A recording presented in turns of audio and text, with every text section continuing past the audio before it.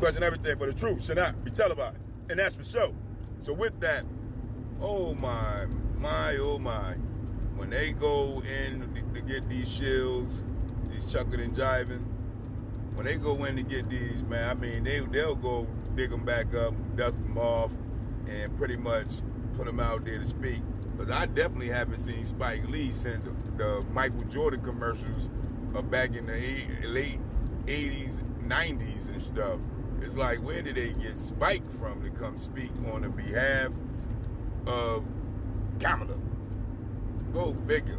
I mean, they pull out all the shills, all their dancing folks. You know what I mean? To get out here to tell us that we supposed to vote for nothing. Boy, y'all should know by now who's the turncoats on our nation. Y'all should be able to see for your own eyes yourselves who these folks are when it comes to getting reparations, getting justice for our people. You know, because it ain't hard. You just say you're going to give us justice for crimes against humanity in the form of the trillions of dollars in land that's owed to us. And then now we can talk. Now we'll come out in drones to vote for that person that's going to help bring economic growth and resources to our community, allocated solely for the Aboriginal Negroes of America, who solely are the only nation in the country that is owed for crimes against humanity. See, if they was talking like that, real justice, instead of trick bags and bringing out all these people that they got to go dig back up to bring and put them in our face to talk us to death about nothing, from the Obamas to you name it, we would be all right. But see, it ain't about giving black folks, Aboriginal Negroes, nothing. See, they just want your vote for you can continue to stay where they put you at, ghetto slums and hoods. So they can continue to capitalize off of mass incarceration you because you don't have no resources and no benefits to be able to have any type of opportunities in your community to be able to hire your own children because you don't got no businesses, bottom line.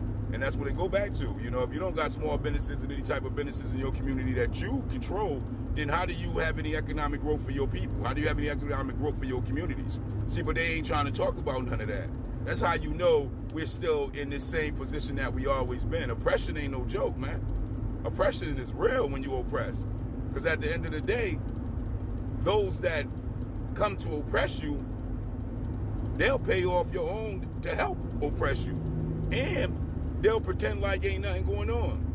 Like ain't nothing going on. But see, everybody keep talking about Trump. But see, even I was just looking at, you know, and I don't advocate for Judge Joe Brown, but at the end of the day, he was showing some stuff when Trump was coming in the clubs back in the day, hanging with black folks, hanging with rappers and everything.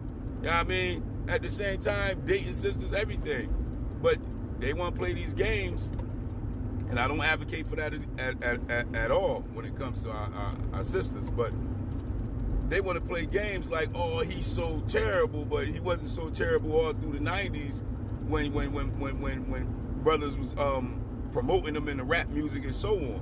So, you know, it's these trick bags that control this political power over us. They know how to manipulate and move the political outlet of who we are and the political aspect of what we're supposed to be about on a regular basis, because they control the political power of America.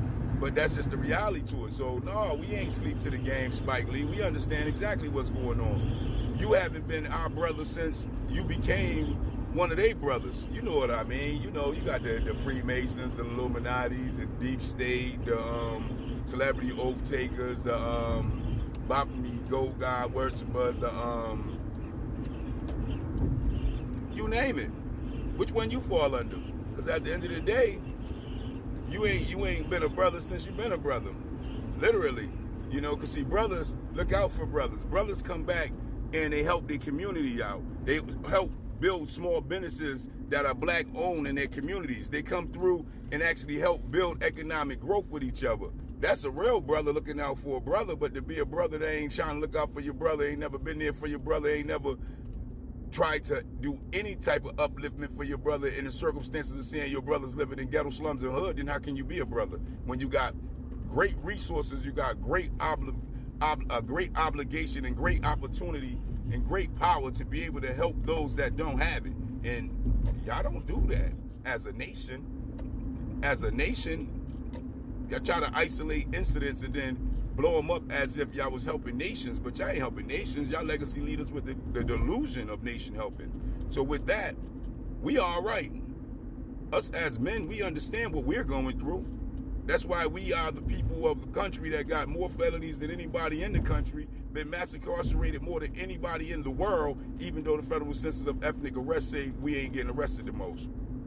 This is why we sitting on the federal census of ethnic hate crimes as the most hated in the country, but we can't get a bill passed for protection, even though we #1 on the federal census list. But see, that's the basis of trusting those that say they are brothers up there with the wealth that ain't never did nothing for their own people in the sense of what it is, other than their own selves. So no, we cool. We understand what we doing. We understand how we supposed to vote. We got that 100%. The key is, do you? Because at the end of the day, a nation that is owed for crimes against humanity and denied it, even though they owed it by law, based off of system that came, Holocaust, massacred, and genocide a nation of people and enslaved them, it's kind of odd that we're not talking about justice for them.